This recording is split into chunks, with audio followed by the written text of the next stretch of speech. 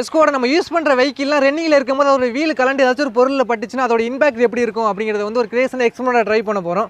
அதுக்கு நமக்கு ஒரு பிக் வீலை வந்து லான்ச் பண்ணுற மாதிரி ஒரு லான்ச்சரை வந்து ரெடி பண்ணுற மாதிரி இருக்கும். அதை எப்படி ரெடி பண்ணுறது அப்படிங்கிறத வந்து பார்த்துருவோம். ஃபஸ்ட்டு பழைய டாடா ஏஸ் வீல் வந்து எடுத்துருக்கிறேன் வித் ரிம்மோட. இதில் தான் இப்போ நம்ம வந்து வேலையை வந்து பார்க்க போகிறோம். நம்ம இந்த ரிம்மில் வந்து கொஞ்சம் வெல்டிங் ஒர்க் வந்து பார்க்க வேண்டியது இருக்குது. அதுக்கு வந்து ஃபஸ்ட்டு இந்த டயரை வந்து கழட்டி எடுத்துரும். அப்படியே வெல்ட் அடிச்சோம் டயர் வந்து உருகிரும். இந்த டயரை கழட்டுறதுக்கான எக்யூப்மெண்ட்ஸ் வந்து நம்மகிட்ட வந்து கிடையாது. அதனால் டேரெக்டாக கடையை கொண்டு போய் கழட்டி எடுத்துக்கிடுவோம். டயரை கழட்டுறதுக்குலாம் மிஷின் வந்துருச்சு அப்படிங்கிறது வந்து தெரியும். ஆனால் பட் இப்போ தான் நான் ஃபஸ்ட் டைமாக வந்து பார்க்குறேன். ஃபஸ்ட்டு ஒரு பிளேட் மாதிரி வச்சு டயரை சுற்றிலும் ப்ரெஸ் பண்ணுறாங்க. இது வந்து டயரை சுற்றிலும் உள்ள கிரிப்பை வந்து ஃபஸ்ட்டு எடுத்து விடுது. அடுத்து அந்த டயரை தூக்கி அப்படியே அந்த மிஷினுக்கு மேலே வச்சுட்டு டிஸ்க்கை வந்து ஃபஸ்ட்டு லாக் பண்ணிக்கிட்டாங்க. அடுத்ததாக மேலேருந்து ஒரு ஹேண்டு மாதிரி எடுத்து அந்த டயருக்கு உள்ளே இன்செர்ட் பண்ணிவிட்டு நம்ம டிஸ்க் லாக் பண்ண பார்த்தீங்களா, அந்த டிஸ்க்கை சுற்ற நம்ம டயர் சூப்பராக கலந்து வெளில வந்துருச்சு. ரிம்மை தனியாக கழட்டி எடுத்துட்டோம். அடுத்ததாக ஸ்கொயர் இரும்பு பட்டு 6 mm திக்னஸில் எடுத்துருக்கிறோம். இதை இப்போ என்ன பண்ண போகிறோம்னா இப்படி உள் வாக்கில் இப்படி கொடுத்துட்டு 4 ஹோல் இருக்குது பார்த்தீங்களா, அதுக்கு வந்து மார்க் பண்ணிக்கிடுவோம். 4 போல்ட் வந்து எடுத்துருக்கிறோம். இப்போ 4 இடத்துல மார்க் பண்ணோம்ல, அதில் இந்த மாதிரி இப்படியே ஸ்டாண்டாக இருக்க வெல்ட் அடிக்க போகிறோம். இப்போ ரெடி பண்ண இந்த பார்ட்டை ரிம்மில் 4 ஹோல்ஸ்லேயும் 4 போல்ட் வெளில வர்ற மாதிரி மாட்ட போகிறோம். 4 போல்ட்லேயும் வாசல் வந்து போட்டுக்கிடுவோம். அப்படி நட்டை போட்டு டைட் பண்ணிடுவோம். இப்போ இந்த இடத்துக்கு நேரம் 3/4 இன்ச் ரவுண்டு பைப்பு போகிற அளவுக்கு ஹோல் வந்து போட போகிறோம். நம்ம இந்த அளவுக்குலாம் ட்ரில் பண்ணி ஹோல்ஸ் வந்து போட முடியாது. அதனால் வெல்டிங் மிஷின் யூஸ் பண்ணி ஹோல் வந்து போட்டுக்கிட்டோம். ஹோல்ஸ் வந்து கரெக்டாக போட்டோம். இப்போ இந்த டிஸ்க்கை அப்படியே கீழே வச்சுட்டு ஒரு 3 அடி நீளத்தில் 3/4 இன்ச் பைப் வந்து எடுத்துருக்கிறேன். இது இப்போ ஹோல் போட்ட பார்த்தீங்களா, அதுக்குள்ளே இப்படியே வச்சுருவோம். அடுத்ததாக 12 mm ராடு 1 அடி நீளத்தில் 2 பீஸ் வந்து எடுத்துருக்கிறேன். இதை இப்போ நான் டிஸ்கில் எந்த மாதிரி வெல்ட் அடிக்கிறேன் அப்படிங்கிறதையும் பார்த்துக்கோங்க.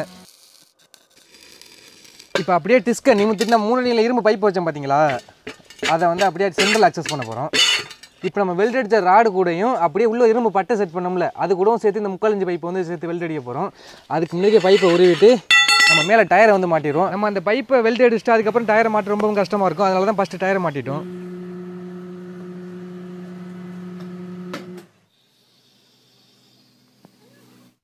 இனி நான் ஆல்ரெடி சொன்ன மாதிரி 3/4 இன்ச் பைப்பை செட் பண்ணி வெல்ட் அடிச்சுக்குவோம். ஓகே, அவ்வளோதான். நமக்கு வீலில் ஒர்க் வந்து முடிஞ்சிருச்சு. அடுத்த நம்ம அந்த வீலை ஹோல்டர் பண்ணுற மாதிரி ஒரு ஸ்டாண்ட் வந்து ரெடி பண்ண போகிறோம்.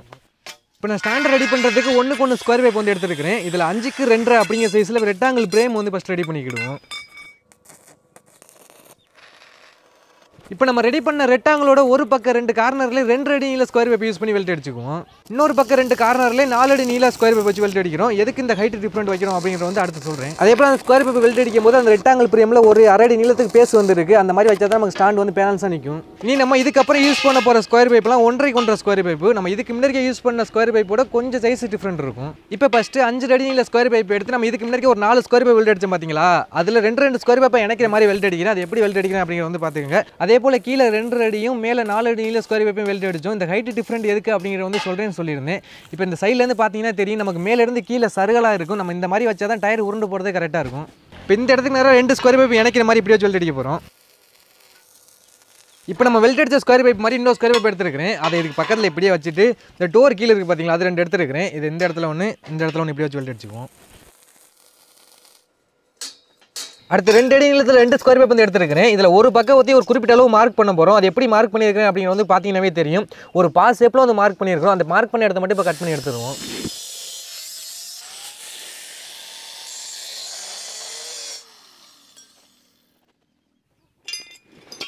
நம்ம இந்த இடத்துல குறிப்பிட்ட பீஸை கட் பண்ணி எடுத்தனால இந்த பக்கம் உள்ள பார்ட்டுக்கு வந்து பேலன்ஸ் வந்து இருக்காது. அதனால இப்போ என்ன பண்ண போகிறோம்னா ஸ்கொயர் ராடு வந்து எடுத்துருக்கிறேன். இது இந்த டாப்பில் இந்த இடத்துல இப்படி வச்சு வெல்ட் அடிச்சுக்கிறோம். அப்போ தான் கொஞ்சம் பேலன்ஸாக வந்து இருக்கும்.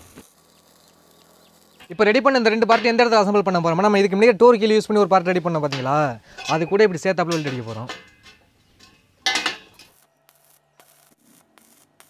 அடுத்து நமக்கு தேவையான அளவு ஸ்கொயர் பைப் வந்து எடுத்துருக்கிறேன். இதை ஃபைனலில் இந்த இடத்துக்கு நான் வெல்ட் அடிச்சுக்குவோம். இப்போ நம்ம ரெடி பண்ண பார்ட்டு டயரை ஹோல்ட் பண்ணுறதுக்கான ஒரு லாக்கு தான். நம்ம இந்த லாக்கை ஓப்பன் பண்ணும்போது இந்த பார்ட்லேயே நமக்கு டயர் ரிலீஸ் ஆகி வெளில போகும். நமக்கு கிட்டத்தட்ட டூலில் கம்ப்ளீட்டாக ஒர்க் வந்து முடிஞ்சிருச்சு. இப்போ என்ன பண்ண போகிறோம்னா டயரை தூக்கி நம்ம ரெடி பண்ண லாக்கில் வந்து ஹோல்ட் பண்ணி பார்ப்போம் கரெக்டாக செட் ஆகுதா அப்படிங்கிறத. நல்ல வெயிட்டாக தப்பாக இருக்குது.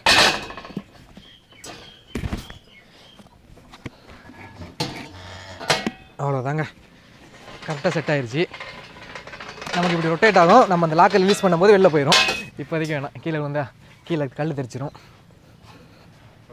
ஆல் ஓவர் நமக்கு லான்ச்சரில் கம்ப்ளீட்டாக ஒர்க் வந்து முடிஞ்சிருச்சு. நம்ம ரீசெண்டாக மாடிஃபிகேஷன் பண்ண பார்த்தீங்களா பைக்கு, இதை யூஸ் பண்ணி தான் நம்ம லாஞ்சரில் உள்ள இந்த வீலை வந்து ரொட்டேட் பண்ண யூஸ் பண்ண போகிறோம். அப்படியே இதை தூக்கி இந்த இடத்துல வந்து பார்த்தீங்கன்னா ஸ்கொயர் பெல்ட் அடிச்சிருக்கிறேன், அதுக்கு மேலே செட் பண்ண போகிறோம். இப்போ பைக்கோட சேஸில் ஒரு எல்லா ஆங்கிள் வெல்ட் அடிச்சிருக்கிறேன். அது என்ன ஷேப்பில் வெல்ட் அடிச்சிருக்கேன் அப்படிங்கிறதையும் பார்த்துக்கோங்க. இந்த எல்லா ஆங்கிளும் நம்ம லாஞ்சரில் ஒரு ஸ்கொயர் பெல்ட் அடிச்சிருக்கேன், அதில் தூக்கி லாக் பண்ணாலே போதும், கரெக்டாக லாக் ஆயிரும். ஒரு வழியாக கரெக்டாக பைக்கையும் ஃபிக்ஸ் பண்ணிட்டோம். நமக்கு இந்த பைக்கோட வீல் வந்து பார்த்தீங்கன்னா லாஞ்சரில் வீலில் வந்து டச் ஆகுது. இப்போ பைக் வீல் ரொட்டேட் ஆகும்போது நமக்கு லாஞ்சரில் உள்ள வீல் வந்து ரொட்டேட் ஆகும். எல்லாம் கரெக்டாக ஒர்க் ஆகுதுங்க.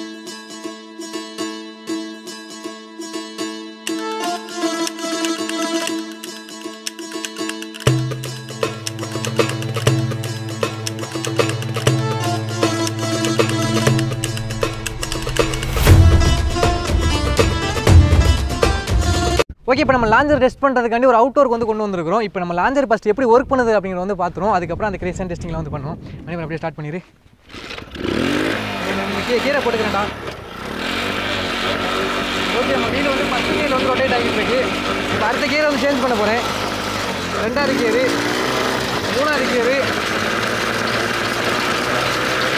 4 கீரை போட்டாச்சுங்க.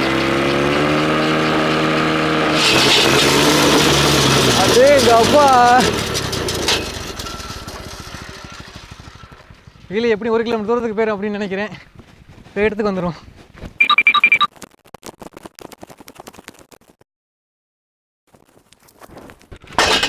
நம்மளே கீரையும் போட்டுக்கிட்டு இந்த லிவரையும் வந்து கரெக்டாக பிடிக்க முடியல. நம்ம இந்த தாட்டி நம்ம லிவர் நம்மளே விடலை, அதுவாக உருகிட்டு போயிடுச்சு. அதனால் இப்போ என்ன பண்ண போகிறோம் அப்படின்னா இன்னொரு தாட்டி அகைன் டெஸ்ட் பண்ண போகிறோம்.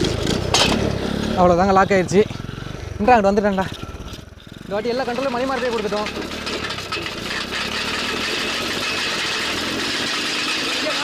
ஓகே, அவ்வளோதாங்க, புழுதி கிளப்பி போகிறாப்புல.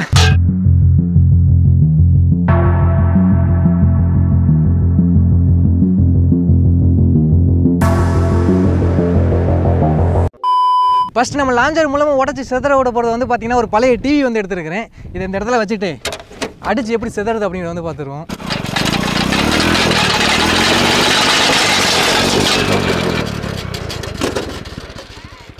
டயர் அடிக்கும் பார்த்தா கம்பி தாங்க அடிச்சிருக்கு.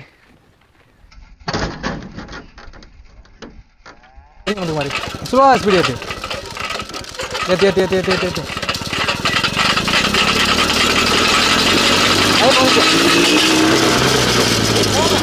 அவ்வளோதாங்க, ரொம்ப நேரம் போராட்டதுக்கப்புறம் டிவியை வந்து உடைச்சாச்சு.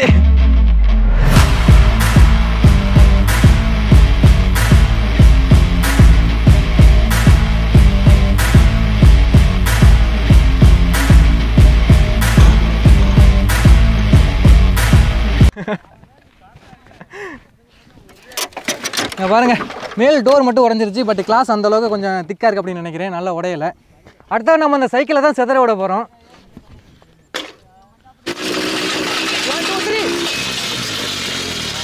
அவ்வளோதாங்க.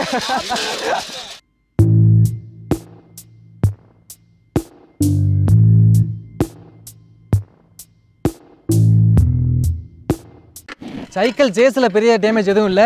பட்டு நம்ம வீலோட அந்த ரிம்மில் அந்த போக்ஸ் கம்பி அது லைட்டாக நெஞ்சிருச்சு. அடுத்தது அந்த பிரிட்ஜில் பஞ்சு இருக்கும் பார்த்தீங்களா, அந்த பஞ்சை வந்து எடுத்துருக்குறோம். இதை கொஞ்சம் அடித்து நொறுக்குனா பார்க்குறதுக்கு நல்லாயிருக்கும். 1 2 3 அடிச்சு நொறுக்கு.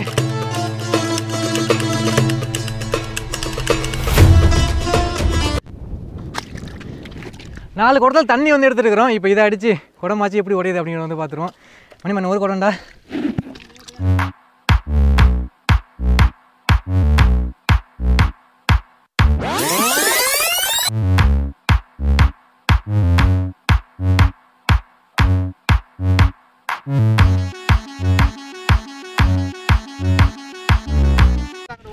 ஒரு குடம் காலி.